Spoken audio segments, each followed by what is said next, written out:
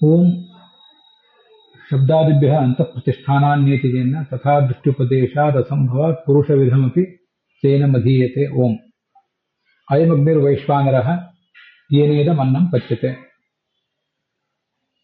ಈ 26ನೇ ಸೂತ್ರ, 1ನೇ ಅಧ್ಯಾಯದ 2ನೇ ಪಾದದ 26ನೇ ಸೂತ್ರ ತತ್ವ ಪ್ರಕಾಶಿಕ ನಾವೀಗ ನೋಡ್ತಿದ್ದೇವೆ. ಆ ತತ್ವ ಪ್ರಕಾಶಿಕದಲ್ಲಿ ಕಳೆದ ದಿವಸ ಕೆಲವು ವೇದವಾಕ್ಯಗಳನ್ನ ನೋಡಿದ್ದೇವೆ. ಅವನ್ನ ಮತ್ತೆ ಸರ್ವಮೂಲದ ಕೆಲವು ಸರ್ವಮೂಲದ ಕೆಲವು ವಾಕ್ಯಗಳನ್ನು ಅವನ್ನ ನಾವು ಹುಡುಕೋದ್ರಲ್ಲಿ ಸ್ವಲ್ಪ ನಮಗೆ ಶ್ರಮ ಆಯಿತು. ಈಗ ನೋಡಿ, ಋತಾಯ ಜಾತಂ ಇತಿ ಸಮಾಖ್ಯಾನ ಸಪ್ತಮಿ ಅಂತಿದೆ. ಋತಾಯ ಜಾತಂ ಅಂತನ್ನೋದು ಎಲ್ಲಿದೆ ಅನ್ನೋದು ನನಗೆ ಎಲ್ಲೂ ಕಂಡು ಬರಲಿಲ್ಲ. ಅದನ್ನ ನಿಮ್ಗೆ ಎಲ್ಲಿಯಾದ್ರೂ ಅದು ಕಂಡು ಬಂದ್ರೆ ನೀವು ಅದನ್ನು ತಿಳಿಸ್ಬೇಕು. ಇಲ್ಲಿ ಋತೇ ಜಾತಂ ಅಂತಿದೆ. ಆ ಋತೇ ಜಾತಂ ಸಪ್ತಮಿ ವಿಭಕ್ತಿಗೆ ಚತುರ್ಥಿ ವಿಭಕ್ತಿ ಅರ್ಥದಲ್ಲಿ ಸಪ್ತಮಿ ವಿಭಕ್ತಿಯನ್ನು ಇಟ್ಕೋಬೇಕು ಅಂತ ಅಭಿಪ್ರಾಯ ಬರೆದಿದ್ದಾರೆ. ಅದಕ್ಕೆ ಋತಾಯ ಜಾತಂ ಇತಿ ಸಮಾಖ್ಯಾನ, ಹೀಗೆ ಬೇರೆ ಕಡೆ ಒಂದ್ ಕಡೆ ಇರೋದ್ರಿಂದ ಅಂತ ಹೇಳಿದ್ದಾರೆ. ಆದ್ರೆ ಅದು ಬೇರೆ ಕಡೆ ಅನ್ನೋದು ಎಲ್ಲಿ ಅಂತ ನನಗೆ ಕಂಡು ಬಂದಿಲ್ಲ. ಅದನ್ನ ನಿಮ್ಗೆ ಎಲ್ಲಿಯಾದ್ರೂ ನನಗೆ ಕಂಡು ಬಂದ್ರೆ ಅದನ್ನು ತಿಳಿಸ್ಬೇಕು. ಅಗ್ನಿದೇವಾನ ಮುಖಂ ಅಂತನ್ನುವ ಈ ಒಂದು ವಾಕ್ಯನೂ ಕೂಡ ನನಗೆ ಇನ್ನೂ ಎಲ್ಲಿ ಸಿಕ್ಕಿಲ್ಲ. ಸಿಕ್ಕರೆ ಅದು ಕೂಡ ಎಲ್ಲಿ ಬಂದಿದೆ ಅಂತ ತಿಳಿಸ್ತೇನೆ. ಇದಾದ ಮೇಲೆ ನ ಅವಿದ್ಯಮಾನಂ ಬ್ರುವತೆ ವೇದಾಧ್ಯಾತ್ಮ ನ ವೈದಿಕಾ ಇತ್ಯಾದಿ ವಚನಾತ್ ಅಂತಿದೆ. ಒಂದು 4-6 ವಾಕ್ಯ ಆದ ಮೇಲೆ ಅದು ತೈತ್ರಿಯ ಉಪನಿಷತ್ತಿನ ಭಾಷ್ಯದ ಬ್ರಹ್ಮಾನಂದವಲ್ಲಿಯಲ್ಲಿ ಬರುವಂತ ಮಾತು. ನಾವಿದ್ಯಮಾನಂ ಬ್ರುವತೆ ವೇದಾಧ್ಯಾತ್ಮ ನ ವೈದಿಕಾ ಅವಿದ್ಯಮಾನಂ ಧ್ಯಾಯಮಸ್ತು ತಮೋ ಯಾತ್ಯಧರಂ ಧ್ರುವಂ ಅಂತ ಹೀಗೆ ಅಲ್ಲಿ ಮುಂದೆ ಕಂಡು ಬಂದಿದೆ. ವೇದಗಳಾಗಲಿ ವೇದಾನುಸಾರಿಯಾದ ಶಾಸ್ತ್ರಗಳಾಗಲಿ ಇಲ್ಲದೇ ಇರುವ ಸಂಗತಿಯನ್ನು ಯಾವತ್ತೂ ಉಪಾಸನೆ ಮಾಡ್ಲಿಕ್ಕೆ ಹೇಳೋದಿಲ್ಲ. ಅಸತ್ಯವಾದರೂ ಉಪಾಸನೆ ಅದು ಸಲ್ಲದು. ಇದ್ದದ್ದನ್ನೇ ಉಪಾಸನೆ ಮಾಡಬೇಕು.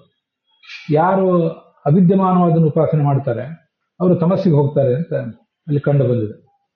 ಹೀಗೆ ನಾವಿದ್ಯಮಾನಂ ಬ್ರುವತೆ ವೇದಾಧ್ಯಾತ್ಮ ನ ವೈದಿಕಾ ಅನ್ನೋದು ತೈತ್ರಿಯ ಉಪನಿಷತ್ ಭಾಷ್ಯದ ಬ್ರಹ್ಮಾನಂದವಲ್ಲಿಯಲ್ಲಿ ಬಂದಿರುವಂತಹ ಮಾತು. ಇದಾದ್ಮೇಲೆ ಭಾವದೀಪ ಟಿಪ್ಪಣಿಯಲ್ಲಿ 860ನೇ ಪುಟದಲ್ಲಿ ನಾವು ನನ್ ಅಗ್ನಿ ಪ್ರಮದಾನಾಮ ಘೃತಕುಂಭ ಸಮಃಪುಮಾನ್ ಸುತಾಮತ ರಹೋ ಜಹ್ಯಾತ್ ಅನ್ಯದಾ ಯಾವದರ್ಥಕೃತ ಇತಿ ಭಾಗವತಾನುಸಾರೇಣ ಅಂತ ನೋಡಿದ್ದೇವೆ. ಅದು ಉತ್ತರ ಭಾರತದ ಪಾಠದಲ್ಲಿ 7ನೇ ಸ್ಕಂದ 12ನೇ ಅಧ್ಯಾಯ 9ನೇ ಶ್ಲೋಕ. ದಕ್ಷಿಣ ಭಾರತದ ಪಾಠದಲ್ಲಿ ಸುಲಲಿತ ಭಾಗವತ ಸಾಮಾನ್ಯವಾಗಿ ನಾನೇನು ಅನುಸರಿಸ್ತೇನೆ ಅದರಲ್ಲಿ ಇದು 13ನೇ ಅಧ್ಯಾಯ ಅಂತ ನೀವು ಗುರ್ತು ಮಾಡ್ಕೊಳ್ಳಿ. ಮತ್ತೆ ಆ 860ನೇ ಪುಟದಲ್ಲಿ ನನು ಅಂತ ಹಾಕಿ ಒಂದು ಹೈಫನ್ ಹಾಕಿದ್ದಾರೆ. ಅಗ್ನಿಸ್ತು ಪ್ರಮದಾನಾಮ ಘೃತಕುಂಭ ಸಮಃಪುಮಾನ್ ಅಂತ ಮುಂದೆ ಶ್ಲೋಕ ಬರೆದಿದ್ದಾರೆ. ಅದು ಅವ್ರು ಏನ್ ತಪ್ಪು ಮಾಡಿದ್ದಾರೆ ಅಂದ್ರೆ ಅಲ್ಲಿ ಮೂಲದಲ್ಲಿ ಭಾಗವತದಲ್ಲಿ ಶ್ಲೋಕ ಇರುವುದು ಉತ್ತರ ಭಾರತದ ಪಾಠದಲ್ಲೂ ದಕ್ಷಿಣ ಭಾರತದ ಪಾಠದಲ್ಲೂ ಎರಡೂ ಕಡೆ ನನು ಅಗ್ನಿ ಪ್ರಮದಾನಾಮ ಘೃತಕುಂಭ ಸಮಃಪುಮಾನ್, ನನು ಅಗ್ನಿ ಪ್ರಮದಾನಾಮ. ಅದಕ್ಕೆ ಅರ್ಥ ಏನಂದ್ರೆ ಪ್ರಮದಾನಾಮ ನಿನ್ನೆಂಬುದು ಅಗ್ನಿ ನಾನು ಅಗ್ನಿ ಅಷ್ಟೇ ಗೊತ್ತಾ ನಿನ್ಗೆ, ಹೀಗೆ. ಮತ್ತೆ ಪುರುಷ ತುಪ್ಪ ತುಂಬಿದ ಗಡಿಗೆ ಇದ್ದಂತೆ. ಆದ್ರಿಂದ ಮಗಳನ್ನೂ ದೂರ ಇಟ್ಟಿರಬೇಕು. ಮಗಳ ಜೊತೆಗೂ ತಾಯಿ ಜೊತೆಗೂ ಸಹೋದರಿ ಜೊತೆ ಯಾರ ಜೊತೆಗೂ ತೀರಾ ಸಲಿಗೆ ಸಮೀಪ ಇರೋದು ಸಲ್ಲದು ಅಂತ ಅದರ ಅಭಿಪ್ರಾಯ. ಮೂಲದಲ್ಲಿ ನನು ಅಗ್ನಿ ಅಂತಿದೆ. ನನು ಅಗ್ನಿ ಪ್ರಮದಾನಾಮ. ಅಗ್ನಿಸ್ತು ಅನ್ನೋದು ತಪ್ಪು ಪಾಠ. ಉತ್ತರ ಭಾರತದ ಪಾಠದಲ್ಲೂ ಹಾಗಿಲ್ಲ, ದಕ್ಷಿಣ ಭಾರತದ ಪಾಠದಲ್ಲೂ ಹಾಗಿಲ್ಲ. ಮತ್ತೆ ಅಲ್ಲಿ ನನು ಅಂತ ಈ ರಾಘವೇಂದ್ರ ಸ್ವಾಮಿ ಆ ಟಿಪ್ಪಣಿ ವಾಕ್ಯದಲ್ಲಿ ನನು ಅಂತಿದ್ದು ಒಂದು ಹೈಫನ್ ಇದೆ ನೋಡಿ, ಅದಂತೂ ಪೂರಾ ತಪ್ಪದು. ನನು ಅಂತಲ್ಲಿ ಹೈಫನ್ನೇ ಬೇಕಾಗಿಲ್ಲ. ಆ ನನು ಅಂತ ಅನ್ನೋದು ಶ್ಲೋಕದಲ್ಲಿ ಭಾಗವತ ಶ್ಲೋಕದಲ್ಲಿ ಸೇರಿದ ಮಾತದು. ಮತ್ತೆ ಇಲ್ಲಿ ನನು ಅಂತ ಸಾಮಾನ್ಯವಾಗಿ ನೀವು ಟೀಕಾ ಟಿಪ್ಪಣಿಗಳನ್ನೆಲ್ಲ ಓದಿರ್ತಿರಲ್ಲ, ಅಲ್ಲಿ ನನು ಅಂತ ಯಾವಾಗ ತಗೊಂಡಿರ್ತಾರೆ, ಏನಾದ್ರು ಒಂದು ಪ್ರಶ್ನೆ ಇದ್ರೆ ನನು ಅಂತ ತಗೊಂಡಿರ್ತಾರೆ. ಒಂದು ಪ್ರಶ್ನೆ ತಗೊಂಡಿರ್ತಾರೆ, ಇತ್ತೀಚೆಗೆ ಇದು ಸರಿಯಲ್ಲ, ಅದಕ್ಕೆ ಖಂಡನೆ, ಅದರ ವಿಮರ್ಶೆ ಹೀಗಿದೆ ಅಂತ ಮುಂದೆ ತಗೊಂಡಿರ್ತಾರೆ. ಆದ್ರೆ ಇಲ್ಲಿ ನನು ಅಂತ ಪ್ರಶ್ನೆ ಕೇಳಲಿಕ್ಕೆ ಯಾವುದೇ ಅವಕಾಶವೇ ಇಲ್ಲ. ಟೀಕಾ ಟಿಪ್ಪಣಿಗಳಲ್ಲಿ ನನು ಅಂತ ಬಂದ್ರೆ ಅದು ಪ್ರಶ್ನ ಅಂತ ಅರ್ಥ. ಆ ವಾಕ್ಯದಲ್ಲಿ 860ನೇ ಪುಟದಲ್ಲಿ ಆ ಭಾವದೀಪ, ನಾನು ಅದನ್ನ ಭಾವದೀಪ ಅಂತ ಹೇಳಿದೆ, ಭಾವದೀಪ ಅಲ್ಲ ಅದು. ಅಭಿನವ ಚಂದ್ರಿಕಾ ಟಿಪ್ಪಣಿ ಅಲ್ಲಿ ನನ್ವಗ್ನಿ ಪ್ರಮದಾನಾಮ ಘೃತಕುಂಭ ಸಮಹುಮಾನ್ ಸುತಾಮಪಿ ರಥೋ ಜಹ್ಯಾತ್ ಅನ್ಯತಾ ಯಾವದರ್ಥಕೃತ ಇತಿ ಭಾಗವತಾನುಸಾರೇಣ. ಈ ಭಾಗವತದಲ್ಲಿ ಬಂದಿರೋ ಶ್ಲೋಕಕ್ಕನುಸಾರವಾಗಿ ಯಾವ ಅರ್ಥವನ್ನು ಸ್ವೀಕಾರ ಮಾಡಬೇಕೋ ಯೋಷಿತಮಗ್ನಿಂ ಧ್ಯಾಯೀತ ಅನ್ನುವಲ್ಲಿ ಕೂಡ ಅದೇ ಅರ್ಥವನ್ನು ಸ್ವೀಕಾರ ಮಾಡಬೇಕು.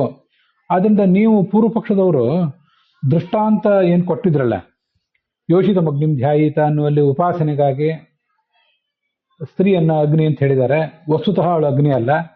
ಹಾಗೆ ಈ ವಿಷ್ಣುವು ಕೂಡ ವೈಶ್ವಾನರ ಅಗ್ನಿ ಇತ್ಯಾದಿ ರೂಪದಿಂದ ಹೇಳಿದರೆ ಉಪಾಸನೆಗಾಗಿ ಅಂತ ಹೇಳಿದ್ರು ಕೂಡ ಅದು ವಾಸ್ತವಿಕವೇನಲ್ಲ ಅಂತ ನೀವು ಪೂರ್ವ ಪಕ್ಷ ಮಾಡಿದ್ರಿ. ಆದರೆ ಆ ಪೂರ್ವ ಪಕ್ಷ ಸರಿಯಲ್ಲ. ವಾಕ್ಯಾಂತರದಿಂದ ಅದಕ್ಕೆ ಅರ್ಥ ಮಾಡಬೇಕು, ಬೇರೆ ಬೇರೆ ಕಡೆ ಅದನ್ನು ಗಮನಿಸಬೇಕು ಅಂತ ತತ್ವಪ್ರಕಾಶಿಕಾದಲ್ಲಿ ಬಂದಿತ್ತು.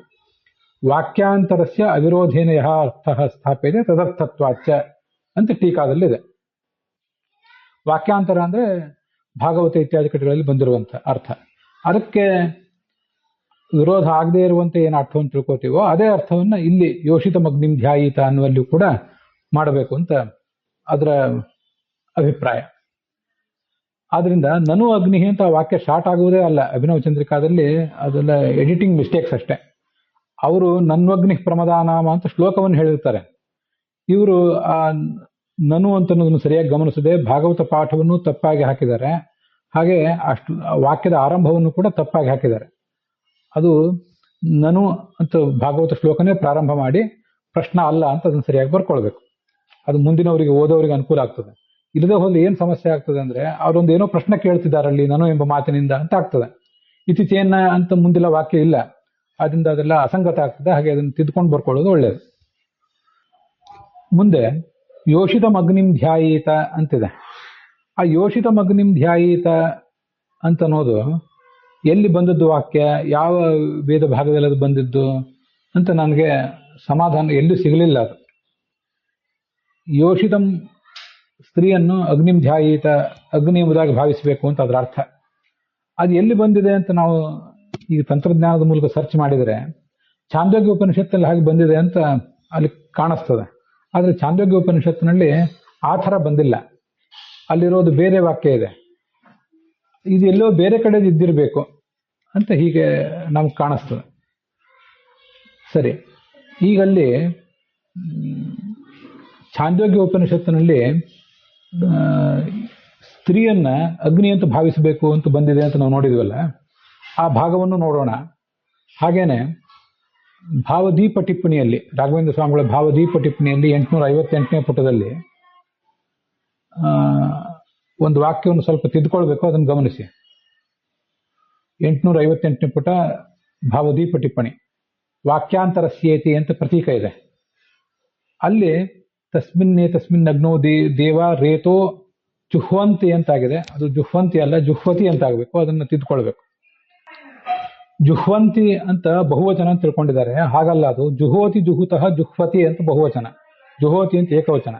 ಅದರಿಂದ ಜುಹ್ವಂತಿ ಅನ್ನೋದೆಲ್ಲ ತಪ್ಪು. ಅದು ವ್ಯಾಕರಣದ ಪ್ರಯೋಗ ಅಲ್ಲ. ಅದು ಮಹಾವ್ಯಾಕರಣವೂ ಅಲ್ಲ, ಪಾಣಿನಿ ವ್ಯಾಕರಣವೂ ಅಲ್ಲ.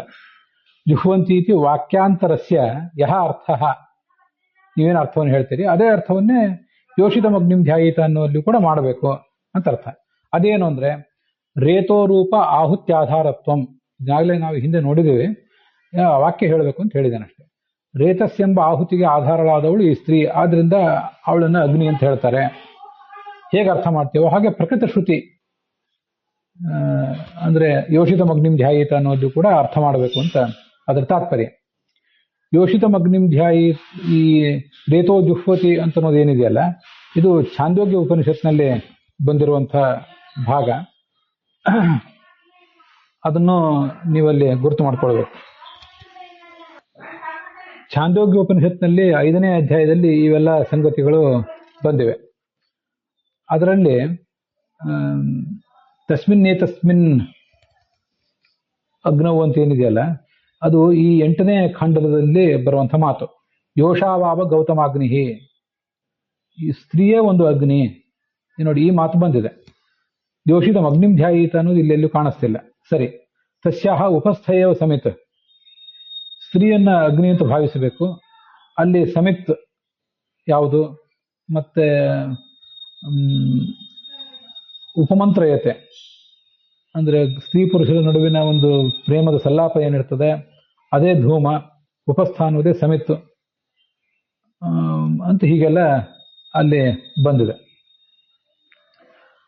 ಅಲ್ಲಿ ನೀವು ಭಾಷೆ ಏನಾದರೂ ತೆಗೆದು ನೋಡಿದರೆ ಪರಮಾತ್ಮನ ಅನಿರುದ್ಧ ರೂಪ ಸ್ತ್ರೀಯರಲ್ಲಿದೆ.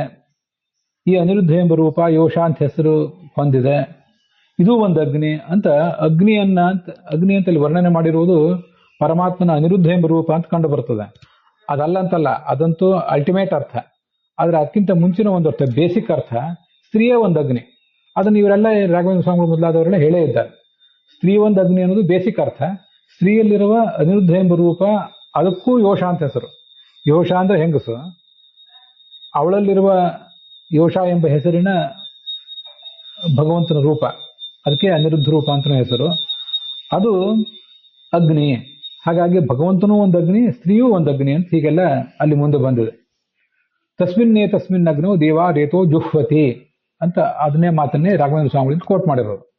ಈ ಅಗ್ನಿಯಲ್ಲಿ ಅನಿರುದ್ಧ ಎಂಬ ಈ ಯೋಷಾಗ್ನಿಯಲ್ಲಿ ಒಂದರ್ಥ, ಇನ್ನೊಂದು ಸ್ತ್ರೀ ಎಂಬ ಅಗ್ನಿಯಲ್ಲಿ ದೇವತೆಗಳು ಆ ರೇತಸ್ಸಿನಲ್ಲಿರುವ ಜೀವನನ್ನು ಹೋಮ ಮಾಡ್ತಾರೆ ಅಂತಿಷ್ಟು ಬಂದಿದೆ. ಆದ್ರಿಂದ ಅಲ್ಲಿ ಬಂದಿರೋದನ್ನು ಕೂಡ ಗುರುತು ಮಾಡ್ಕೋಬೇಕು. ಛಾಂದೋಗ್ಯ ಉಪನಿಷತ್ತಿನ 5ನೇ ಅಧ್ಯಾಯ. ಮುಂದೆ ತತ್ವಪ್ರಕಾಶಿಕ ಸೂತ್ರ ಭಾಷ್ಯದಲ್ಲಿ ಅತಃ ಇಮಂ ಆತ್ಮಾನಂ ಮನೋರಣೀಯಾಂಶಂ ಪರತಃ ಪರಂ ವಿಶ್ವಂ ಹರಿಮುಪಾಸೀತ ಅಂತ ಬಂದಿದೆ. ಅಲ್ಲಿ ವಿಶ್ವ ಅಂತಂದ್ರೆ ಏನರ್ಥ? ಪೂರ್ಣ ಅಂತ ಅರ್ಥ. ಪೂರ್ಣನಾದ ಹರಿಯನ್ನು ಉಪಾಸನೆ ಮಾಡಬೇಕು ಅಂತ ಹೀಗೆ ಬಂದಿದೆ. ಮುಂದೆ ಸಯ ಏತಮೇವಂ ಆತ್ಮಾನಂ ವಿಶ್ವಂ ಹರಿಂ ಆರಾತ್ ಉಪಾಸ್ತೆ. ಆರಾತ್ ಅಂದ್ರೆ ಸಮೀಪೆ, ಸ್ವಹೃದಯೇ ಅಂತ ಅದರ ಅರ್ಥ. ಅಲ್ಲಿ ಆರಾತ್ ಅಂದ್ರೆ ಸಮೀಪದಲ್ಲಿ ಅಂತ ಅದರ ಅರ್ಥ. ಅದಾದ್ಮೇಲೆ ಮುಂದೆ ಆರಾದ್ ಅರಂ ಉಪಾಸ್ತೆ ಅಂತಿದೆ. ಅರಂ ಅಂತ ಅನ್ನೋದಕ್ಕೆ ಎಷ್ಟೋ ಕಡೆ ಅರ್ಥ ಬರೆದಿಲ್ಲ. ಭಾಷ್ಯ ದೀಪಿಕಾದಲ್ಲಿ ಪ್ರಾಯ ಬರೆದಿದ್ದಿರಬೇಕು. ಅದನ್ನು ಮುಂದೆ ನೋಡೋಣ. ಅರಂ ಅಂದ್ರೆ ಅಲಂ ಅಂತ ಅರ್ಥ, ಚೆನ್ನಾಗಿ ಯಾರು ಉಪಾಸನೆ ಮಾಡ್ತಾನೋ. ಹೀಗೆ ಅರಂ ಅಂತನೋ ಶಬ್ದನೂ ಕೂಡ ಅಲ್ಲಿದೆ. ಅದನ್ನ ಇಲ್ಲಿ ಜಯತೀರ್ಥರು ಬರೆದಿರ್ಲಿಲ್ಲ, ನಾವು ತಿಳ್ಕೊಳ್ಬೇಕು.